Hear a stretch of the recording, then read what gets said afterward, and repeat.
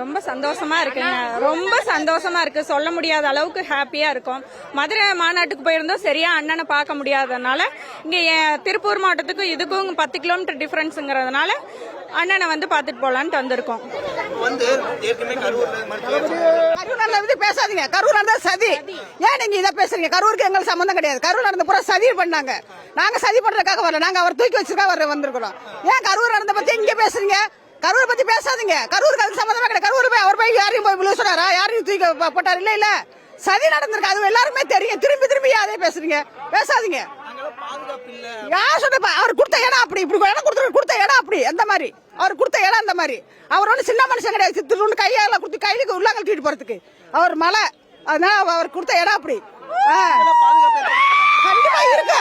இப்பவும் சொல்றாங்க பாதுகாப்பு கொடுக்கறது எல்லாம் கொடுக்குறாங்க. சொல்றவங்க தற்கொலை, சொல்றவங்க தற்கொலை. அவர் தற்கொலை கிடையாது. எவன் சொல்றானா அவன் தற்கொலை. அவரை பத்தி எவன் கேவலமா பேசுறான் அவன் கேவலமான ஒரு இந்த தற்குறிகள் தான் போன எலெக்ஷன்ல ஓட்டு போட்டிருக்காங்க.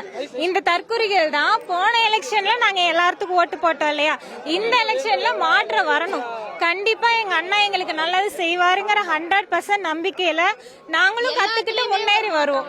நாங்களும் கத்துக்கிறோம். இப்ப எல்லாரும் அரசியல்ல வரும்போது தெரிஞ்சுக்கிட்டே யாரும் வரதில்லைங்க. வந்துதான் பழகுனாங்க, கத்துக்கிட்டாங்க.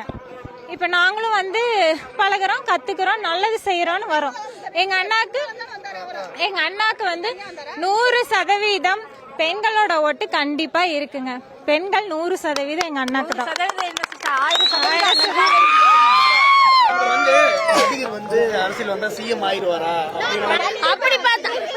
அப்படி பார்த்தா எம்ஜிஆர் அவரும் நடிகர் தான். ஜெயலலிதா அவங்களும் நடிகர் தான்.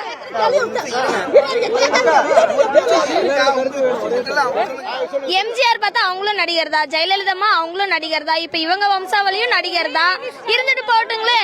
அண்ணா வந்து இவ்வளவு நாள் நடிகரா இருந்தாங்க. இப்ப வந்து அவங்க ஆட்சியில நின்று ஜெயிக்கட்டும். அவங்களோட ஆட்சியை நம்ம பாக்கல. கண்டிப்பா அவங்க நல்லதுதான் செய்வாங்க. ரசிகர் கூட்டம் இதெல்லாம் ஓட்டா மாறுமான்னு கேக்குறாங்கல்ல. கண்டிப்பா ஓட்டா மாறுங்க. ரசிகருங்கிறது வேற, அண்ணாங்கிறது நம்பிதான் எல்லாருமே வந்திருக்கிறாங்க. கண்டிப்பா இந்த இதுல வந்து கண்டிப்பா அண்ணா தான் வருவாருங்க. செய்திகளை உடனுக்குடனும் துல்லியமாகவும் தெரிந்து கொள்ள சப்ஸ்கிரைப் பண்ணுங்க.